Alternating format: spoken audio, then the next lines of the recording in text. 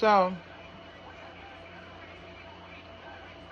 I went to my doctor's office to see my primary care. Later on after I had later on that day after I came from the mammogram place, I went to go see the primary care, and um I was telling her, she was like, April, you you have you have cancer. And I just stood there. She was like, are you okay? Are you okay? I was like, yeah. I said, I knew something was wrong with me. I just didn't know what it was, you know. And so I was telling her my back was hurting, and she was like, well, we need to get an X-ray and your MRI, or I think she said MRI, some type of test on my back to make sure. She said we need to make sure that the cancer hasn't spread into your into your back. So I was like, okay. And the doctor, my doctor, she was out there crying, and you, you but I mean, having cancer is a bad thing. But if they had listened to me when I went there, when I kept complaining, I kept going, week after week after week, I kept going.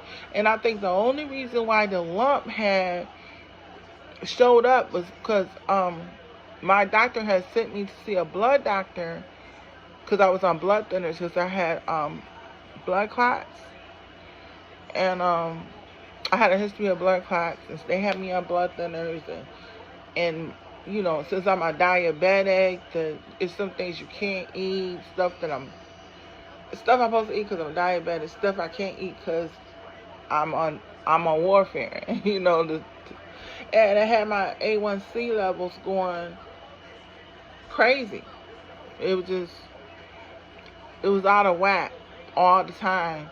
So she sent me to go see this blood doctor.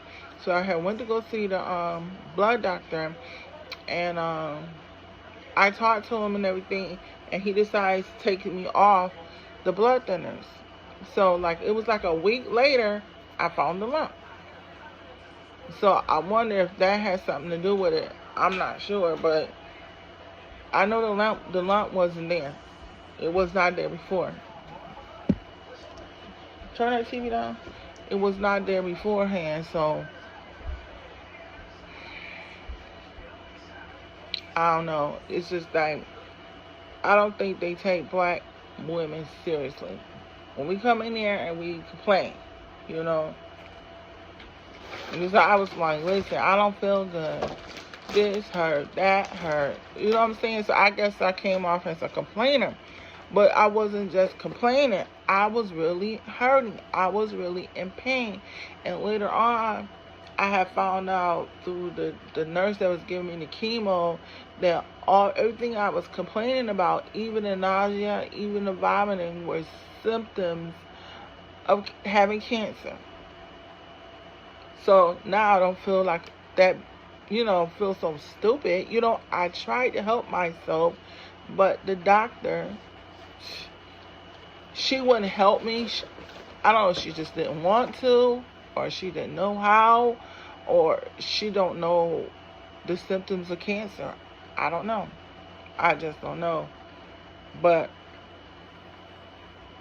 I'm glad that my daughter, because when I had found the lump, I had waited for my youngest daughter to come over, and I told her, I was like, feel this. So I had her fill up under my arm, and she said, Ma, you need to go to the doctor. That's not good. So that's why I went to the doctor. But I had waited. It was like 2 weeks before I had went back to the doctor. And I had went because my daughter, she's just like, Ma, you need to go and see what that is. But still, my primary care wasn't there when I went. It was another lady, and she had scheduled me for for a mammogram. But it was not until August. Now it was July, like the beginning of July. It wasn't even the 4th of July yet. Okay, so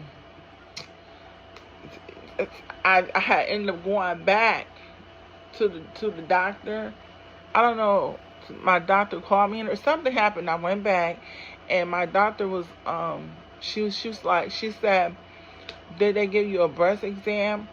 And I was like, no, the lady that, the other doctor didn't give me a breast exam. And so she had me laying on the table, and then she was doing the exam, and then she on the right, then she do the left, then she go to the right, then she was going back and forth, and she was like, does that feel different from that one? I told her, I don't know nothing about breasts. All I know is that these is mine. That's the only thing I know. But she said one felt denser than the other, and so she had the secretary get me a sooner appointment. She said that the end of August was too late. I needed one immediately. So that's how I ended up getting into, and it's funny, like, when she found out that something could be wrong with me, she pushed and pushed, but she should have been pushing. I feel like she should have been pushing for me in the beginning. You know what I'm saying? Being that she a woman too, you know what I'm saying?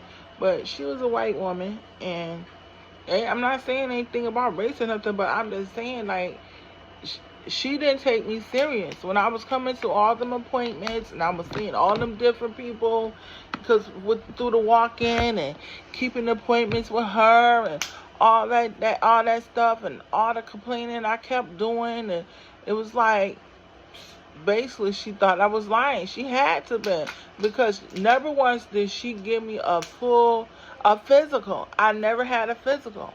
I still never had a physical. Still, I haven't had a physical yet from that doctor. Yet, okay? She just go in when I come in, and she talk about what I came in there for, but ask for a physical.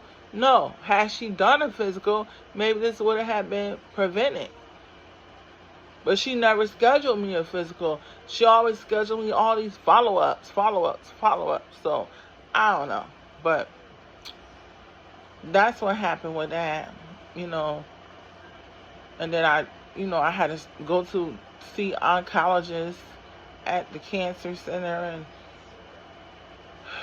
but I'll be back with another story because I got plenty of them. All right, bye.